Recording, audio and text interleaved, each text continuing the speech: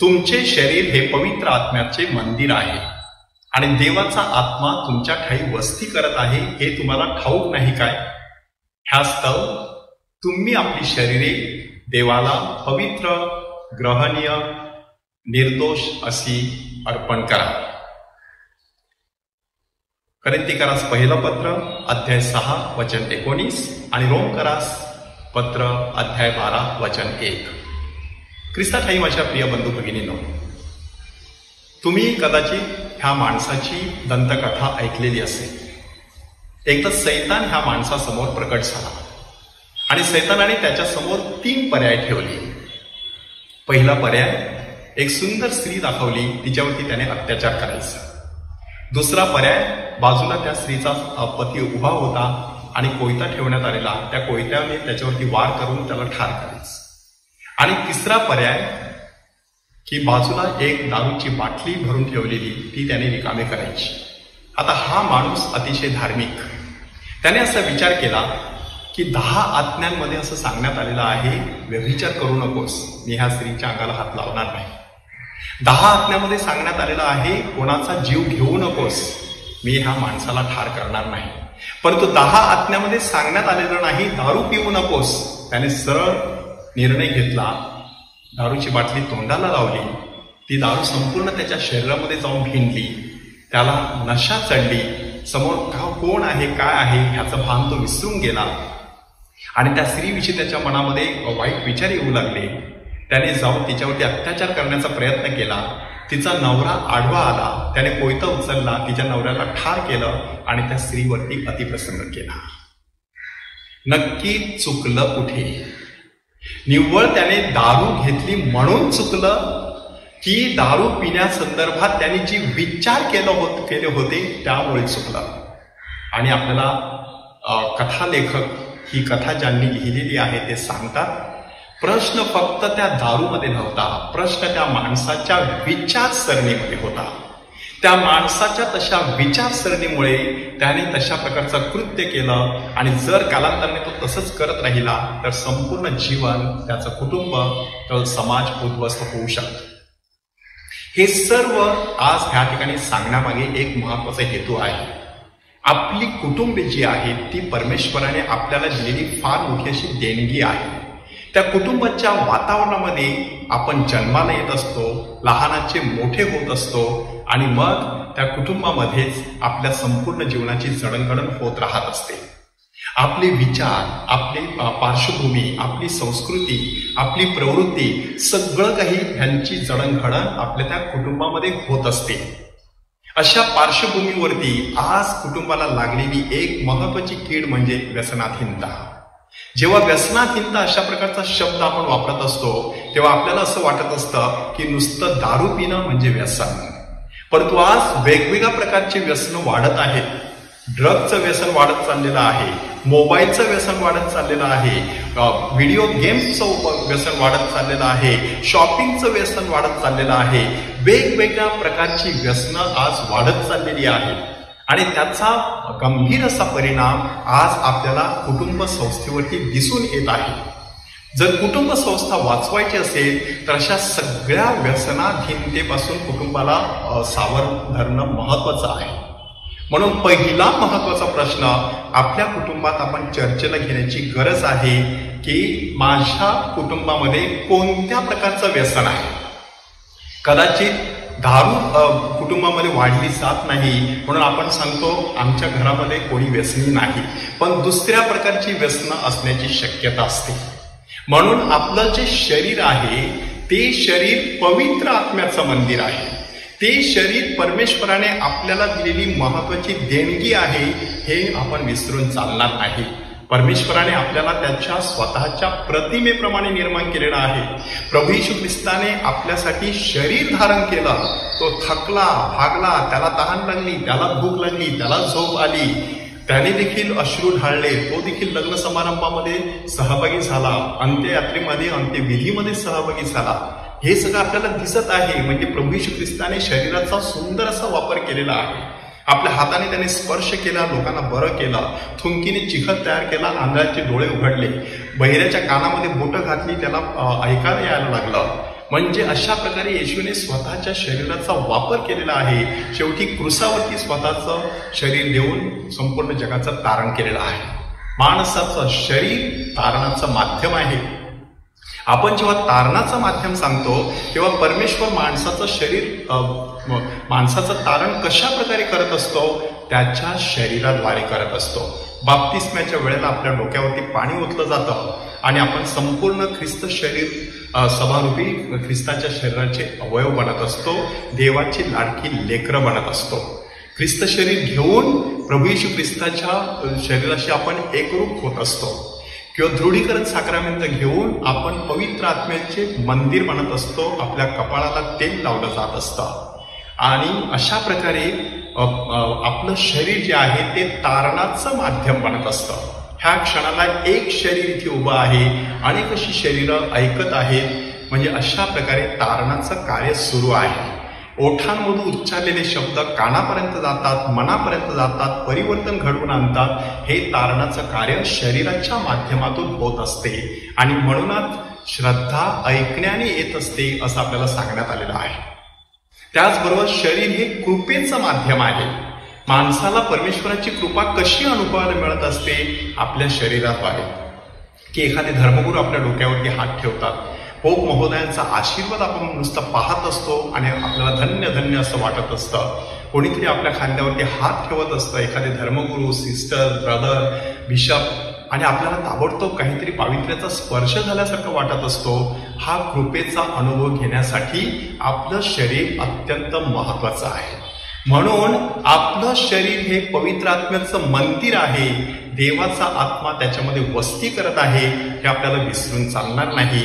आणि व्यसनाधीनतेपासून आपल्याला 4 पावलं दूर राहणं गरजेचं आहे. आज ह्या शरीराची दुर्दैवाने विटंबना सुरू आहे. गलतीकारास पत्र ह्यामध्ये संत पॉलने काय सांगितलेलं आहे बघा, की ह्या देहाची कर्म कोणती आहेत? देहाची कर्मे उघड आहेत. जार कर्म, अशुद्धपणा, कामातुरपणा, सगळी देहाची कर्म आहेत. मूर्तीपूजा, देहाला पाहिजे, डोळ्याला दिसलं पाहिजे. चेटके, वैर, काहीतरी आगळं वेगळं, कलह, मत्सर, राग, तट, फुटी, पक्षभेद कशातून जाणवतंय? आपल्या डोळ्यातून जाणवते, आपल्या जिभेतून जाणवते, आपल्या चेहऱ्यावरून जाणवत असते. हेवा, दारूबाजी, रंगेलपणा आणि अशा इतर अनेक गोष्टी. आणि संत पॉल सांगतो अशांना देवाचं राज्याचं वतन कधीच मिळणार नाही. ह्याचा अर्थ काय आहे की देहाची कर्मे करून माणूस स्वर्गात जाऊ शकत नाही, परंतु देहाविना सुद्धा तो स्वर्गात जाऊ शकत नाही. याचा अर्थ काय की शरीराचा वापर करूनच आपल्याला परमेश्वराचा गौरव करायचा आहे. की तुमच्या शरीराने तुम्ही परमेश्वराचा गौरव करा. संत पॉलने अशी एकूण 15 देहाची कर्मे सांगितलेली आहेत. आज त्याच्यामध्ये व्यसनाधीनता नावाचं आणखी एक कर्म आलेलं आहे. ते थोडंसं दारूबाजपणा किंवा रंगेलपणा ह्या शब्दामध्ये त्याने वर्णन केलेलं आहे. की आज वेगवेगळ्या प्रकारची व्यसनं आलेली आहेत आणि ह्या व्यसनांमध्ये माणूस अडकलेला आहे. कसा माणूस अशा ह्या व्यसनामध्ये अडकत असतो ते थोडंसं आपण पाहूया. पहिल्या प्रथम निरीक्षण. कुटुंबामध्ये जे काही घडत असतं ते त्याचं बालक बारकाईने निरीक्षण करत असतं. जर आपल्या कुटुंबामध्ये ह्या कोणत्याही प्रकारची व्यसनाधीनता असेल तर त्याचे पडसाद त्या बालकावरती उमटत असतात. सूर्याला ठाऊक असो अथवा नसो, त्याच्या किरणाने पृथ्वीवरील कळ्यांची फुलं होत असतात. आई वडिलांना ठाऊक असो अथवा नसो, त्यांच्या शब्दाने, विचाराने, प्रवृत्तीने आणि वागण्याने मुलांच्या जीवनकळ्या उमलत असतात किंवा कुस्कुरल्या जाऊ शकतात. म्हणून निरीक्षण फार महत्वाचं आहे की आपल्या घरामध्ये आपली बालकं निरीक्षण करत आहेत. त्या निरीक्षणामध्ये भावी जीवनाची बीजं पेरलेली असतात, ह्याची आपण जाणीव ठेवणं गरजेचं आहे. त्यानंतर कल्पनाशक्ती. निरीक्षणानंतर माणूस कल्पना लढवायला लागतो. जरी जी घटना घडलेली आहे ती घडून गेली आहे, 1, 2, 3, 5 दिवस निघून गेले, महिना निघून गेला, तरी त्या घटनेचे पडसाद जी उमटलेले असतात त्याच्यावरती कल्पनाशक्ती आपल्या भराऱ्या मारत असते. तिसऱ्या टप्प्यामध्ये व्यक्तीला आकर्षण वाटू लागतं. की घरामध्ये प्रत्येक रविवारी किंवा महिन्यातून एकदा अधूनमधून सणावाराला अशा प्रकारे व्यसनाधीनतेचे काही जे रूपं आहेत ती रूपं जर बालकाच्या नजरेस पडत राहिली तर हळूहळू त्याच्या मनामध्ये एक आकर्षण निर्माण होत असतं, एक इच्छा निर्माण होत असते. आणि म्हणून सहज एक प्रयत्न म्हणून कदाचित घरात नाही, घराच्या बाहेर आपल्या मित्रांच्या संगतीमध्ये आईवडिलांच्या न कळत बालक अशा प्रकारे थोडासा प्रयत्न करण्याची शक्यता असते. आणि तो प्रयत्न झाल्यानंतर अत्यंत अपराधीपणाची भावना असते. ती अपराधीपणाची भावना दडवण्यासाठी, लपवण्यासाठी ते बालक खूप प्रयत्न करत असतं, पण कधीतरी कोणाच्या तरी हाती ते सापडत असतं.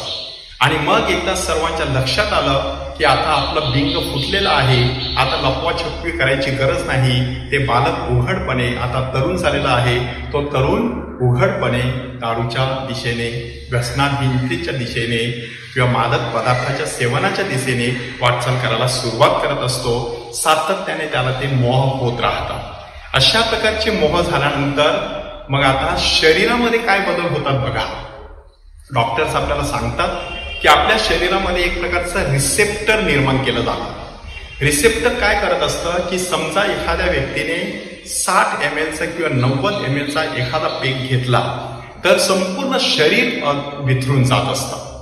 परंतु दुसऱ्यांदा ज्या वेळेला ती व्यक्ती घेत असते तेव्हा संपूर्ण शरीरावरती परिणाम होत नाही, त्यातल्या थोड्या भागावरती परिणाम होतो. म्हणून उरलेलं शरीर आहे ते आणखी थोडीशी अधिक मागणी करत असतं. म्हणून माणूस एका पेगवरती भागवत नाही, तो दुसरा पेग घेण्याचा विचार करायला लागतो.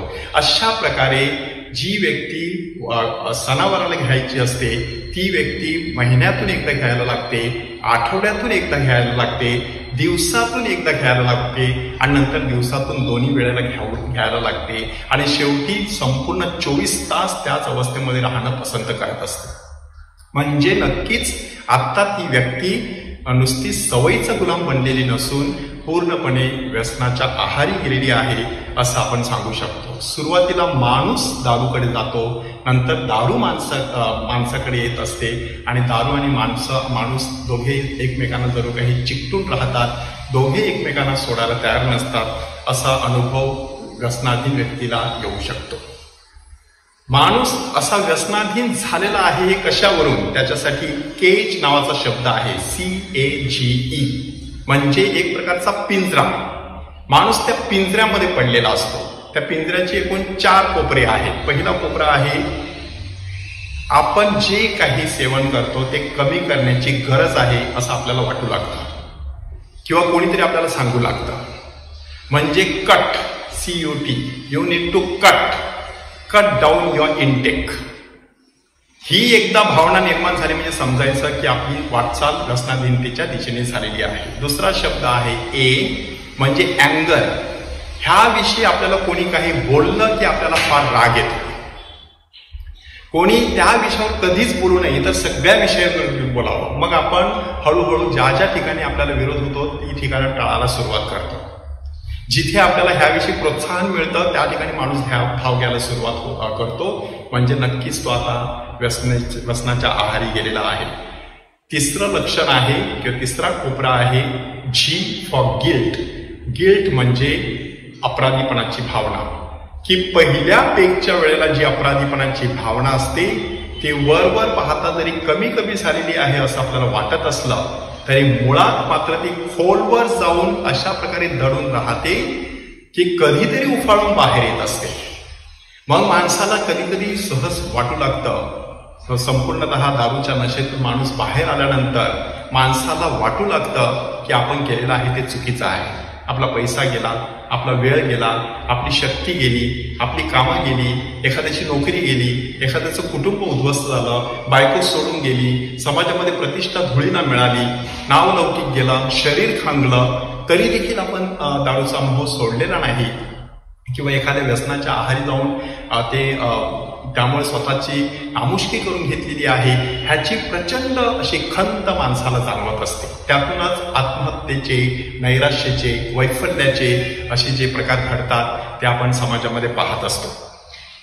हा पहिला भाग आहे की आपलं जे स्वतःचं नुकसान झालेलं आहे त्याबद्दल माणसाला वाईट वाटत असतं, परंतु दुसऱ्यांची प्रगती जी सुरू असते त्याबद्दल देखील माणसाला अपराधीपणाची भावना जाणवत असते की दुसरं किती पुढे गेलेला आहे, त्याची किती प्रगती झालेली आहे, तो किती छानपैकी जीवन जगत आहे, माझंच असं का, मी स्वतःच पायावर थोंडा मारून घेतलेला आहे. अशा प्रकारे माणूस त्या गिल्टमध्ये, त्या पिंजऱ्यामध्ये अडकत असतो. आणि चौथा पिंजऱ्याचा कोपरा आहे तो म्हणजे एंडलेस एफर्ट. एंडलेस एफर्ट म्हणजे की हा माणूस आतल्या आत तडफडतो, धडपडतो, गुदमरतो आणि त्यातून बाहेर येण्याचा खूप प्रयत्न करत असतो. मग त्यासाठी तो अधूनमधून निर्णय घेतो, निर्धार करतो, निश्चय करतो, 1 जानेवारीपासून स्पर्श करायचा नाही अशा प्रकारचा विचार करतो. परंतु 10 जानेवारीच्या अगोदरच पुन्हा एकदा तो त्या पिंजऱ्यामध्ये अडकलेला असतो. खूप लोकांना वचन देतो, बायकोला वचन देतो, मित्रांना वचन देतो, मुलांना वचन देतो आणि पुन्हा एकदा एरेमाच्या मागल्या अशी त्याची परिस्थिती निर्माण झालेली असते. आणि मग हे सगळे प्रयत्न बिलकुल होत नाहीत, म्हणून माणूस प्रयत्न करायचा देखील सोडून देतो. अशा प्रकारे माणूस त्या पिंजऱ्यामध्ये पूर्णपणे करकचून आवळला जात असतो. आता अशा वेळेला करायचं काय? थोडेसे उपाय त्यावेळेला मी सहज तुमच्यासमोर मांडत आहे. पहिला उपाय आहे फक्त आजचा दिवस 24 तास नावाचं एक पुस्तक कृपा फाउंडेशन तर्फे तयार करण्यात आलेलं आहे की व्यसनाधीन व्यक्तीची जी विचारसरणी असते त्या विचारसरणीनुसार व्यक्ती फक्त 24 तासाचा विचार करते. ती 24 तासाच्या पलीकडचा विचार करत नाही.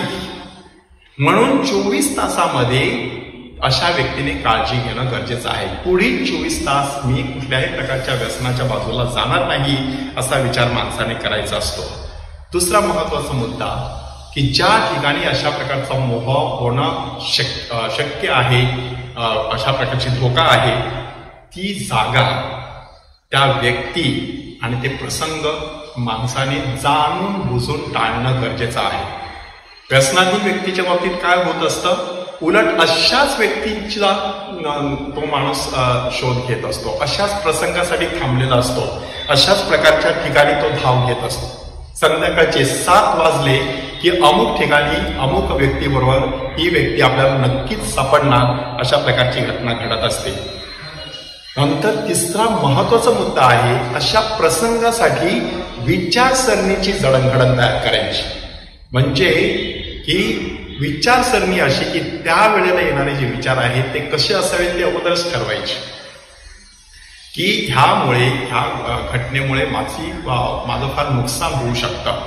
ज्या पद्धतीने मी आतापर्यंत स्वतःला सांगितलेलं आहे की आजचा दिवस घेतली तर काय होणार नाही आणि मग माझं नुकसान होत राहिलेलं आहे, मला तो विचार बदलला पाहिजे की आजचाच दिवस मला ह्या धोक्यापासून दूर राहायचा आहे, उद्याचं उद्या, पण आजचा दिवस मला दूर राहायचा आहे. विचारसरणी त्यावेळेला बदलून टाकायची. म्हणजे फक्त व्यसनाधीनता हा एक प्रॉब्लेम किंवा समस्या नाही, तर तो एक गंभीर असा आजार आहे, शरीराचा, मनाचा आणि आत्म्याचा. शरीराचा आजार कारण शरीरातील सगळ्या भागांवरती त्याचा परिणाम झालेला असतो, म्हणून ते शरीर सातत्याने त्याच गोष्टीची मागणी करत राहतं. मनाचा आजार कारण मन अतिशय कमकुवत झालेलं असतं, प्रयत्न देखील करायचं सोडून दिलेले असतात. आणि आत्म्याचा आजार प्रचंड अपराधीपणाची भावना माणसाच्या मनामध्ये असते, परमेश्वरासमोर जायला देखील माणसाला लाज वाटत असते, असा हा आत्म्याचा देखील आजार आहे. हा आजार अप्रामाणिकपणा या एका शब्दामध्ये आपण सांगू शकतो. सगळ्या बाबतीत अप्रामाणिकपणा ह्या व्यक्तीच्या जीवनात येण्याची शक्यता असते. म्हणून स्वतःच्या ज्या क्षमता आहेत, स्वतःच्या ज्या काही संवेदना आहेत, आपल्याकडे 5 ज्ञानेंद्रिय आहेत, डोळे आहेत, कान आहेत, नाक आहे, जीभ आहे, त्वचा आहे, ह्या सगळ्या 5 इंद्रियांवरती व्यसनाधीनतेचं नियंत्रण असतं. म्हणजे डोळ्याला एखादा दारूचा बार जरी माणसाला दिसला तरी माणूस चक्कन त्याची पावलं त्याच्या दिशेने वळवण्याची शक्यता असते. किंवा दारूचा थोडासा वास जरी एखाद्या माणसाला आला तर त्याच्यामध्ये प्रबळ दारू घेण्याची इच्छा निर्माण होण्याची शक्यता असते. मित्राने सहज सांगितलं चल बसूया, एक पेक घेऊया, तरी त्या शब्दाद्वारे त्याची इच्छा मजबूत होण्याची शक्यता असते.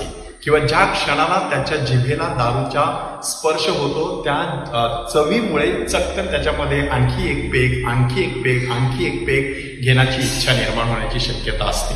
म्हणजे अशा प्रकारे सर्व 5ही इंद्रिय त्या व्यसनाधीनतेच्या कब्जामध्ये केलेली असतात. म्हणून इंद्रियांवरती 5 इंद्रियांवरती ताबा असणं गरजेचं आहे. आता ही 5 बाह्य इंद्रिय झाली. दुसरी आतमधली इंद्रिय आहे, स्मरणशक्ती आहे, ती अगोदरची आठवण करून देईल तुम्हाला, तेव्हा छान बरं वाटलं होतं. किंवा कल्पनाशक्ती आहे, आता थोडीशी घेतली तर बरं वाटेल. विचारसरणी आहे, थोडी घेतली तर काय होत नाही, मग त्याच्यातून इच्छाशक्ती निर्माण होत असते. म्हणजे अशी सगळी आतमधली जी इंद्रिय आहेत ती देखील आपल्याला सपोर्ट करण्याची शक्यता असते. त्यांच्यावरती देखील लक्ष ठेवणं, त्यांचं शुद्धीकरण करणं गरजेचं आहे. त्यानंतर AA किंवा अल्कोहोलिक एनॉनिमस ह्याच्यामध्ये एक महत्वाचं तत्व आहे की माणूस हतबल झालेला असतो, त्याला आधाराची गरज असते. तो आधार त्याला कुठून मिळत असतो? तो आधार त्याला हायर पॉवर, आपल्यापेक्षा अधिक अशी महत्वाची भक्कम अशी शक्ती आहे, त्या शक्तीच्या आधारे मिळत असतो. म्हणून आपण स्वतःच्या जीवनाचं आत्मपरीक्षण करायचं. त्यानंतर ज्यांना आपल्यामुळे त्रास झालेला आहे त्यांच्याकडे जाऊन त्यांची क्षमा मागायची. आपलं काय काय नुकसान झालेलं आहे त्याची जाणीव करून घ्यायची आणि आपल्या चुकांची प्रांजळपणे परमेश्वराकडे कबुली द्यायची. आणि आपलं जीवन ही दुसऱ्यांसाठी एक देणगी आहे ह्याचं भान ठेवायचं आणि ह्या व्यसनापासून 4 पावलं दूर ठेवायचं. नुसता विचार बदलून बघा, व्यसनाधीनतेकडून व्यसन मुक्तीकडे तुमची वाटचाल सुरू झाल्याशिवाय राहणार नाही. ही वाटचाल आहे, हा प्रवास आहे, हा फक्त एकदाच घेतलेला निर्णय नाही, तो रोज घेण्याचा निर्णय असतो. रोज अशा व्यक्तीने ठरवायचं असतं पुढील 24 तास मला ह्या पहिल्या घोटापासून परमेश्वराने दूर ठेवावं. म्हणून ही छोटीशी प्रार्थना करून आपण परमेश्वराकडे तशी शक्ती मागूया. हे परमेश्वर बाप्पा, तू मला तुझ्या प्रतिमेप्रमाणे निर्माण केलेस, परंतु मी माझ्या व्यसनामुळे माझ्या शरीराची विटंबना केली, त्याबद्दल मी तुझी क्षमा मागतो. हे प्रभू येशू ख्रिस्ता, माझ्या पापांबद्दल तू क्रूसावर आपला प्राण अर्पण केलास, त्याद्वारे तू सुरू केलेले तारण कार्य माझ्या जीवनात पूर्णत्वास नेल. हे पवित्र आत्म्या, माझे शरीर तुझे मंदिर आहे. माझे पंचेंद्रिये, माझे विचार, माझे शब्द, स्मरणशक्ती, कल्पनाशक्ती, इच्छाशक्ती शुद्ध कर आणि देवाच्या गौरवासाठी त्यांचा सदुपयोग करण्यास मला सहाय्य कर. हे पवित्र मरिये, काना येथे लग्न समय तू तुझा पुत्र येशू ह्याच्याकडे विनंती केलीस, तशीच आता देखील माझ्यासाठी तव पुत्रापाशी मध्यस्थी कर. व्यसनाच्या विचारांचे, इच्छेचे आणि मोहाचे वादळवारे सुटतील तेव्हा मला तुझ्या पदराखाली घे. हे संत जॉन बॅप्टिस्ट, तू आयुष्यभर द्राक्षरस आणि मद्य ह्यापासून दूर राहिलास. आजचा दिवस मला व्यसनापासून, दारूच्या पहिल्या घोटापासून दूर ठेव. हे प्रभू, जे माझे बांधव अजूनही व्यसनामध्ये अडकलेले आहेत त्यांना व्यसनमुक्तीचा अनुभव येऊ दे. व्यसनामुळे जे आजारी आहेत त्यांना पूर्णपणे बरे कर. व्यसनाच्या आहारी जाऊन जे मरण पावलेले आहेत त्यांना शांती दे. तरुण पिढीला सर्व प्रकारच्या व्यसनांपासून दूर ठेव. ही सारी प्रार्थना आम्ही आमच्या प्रभू येशूच्या नावाने करतो. आमेन.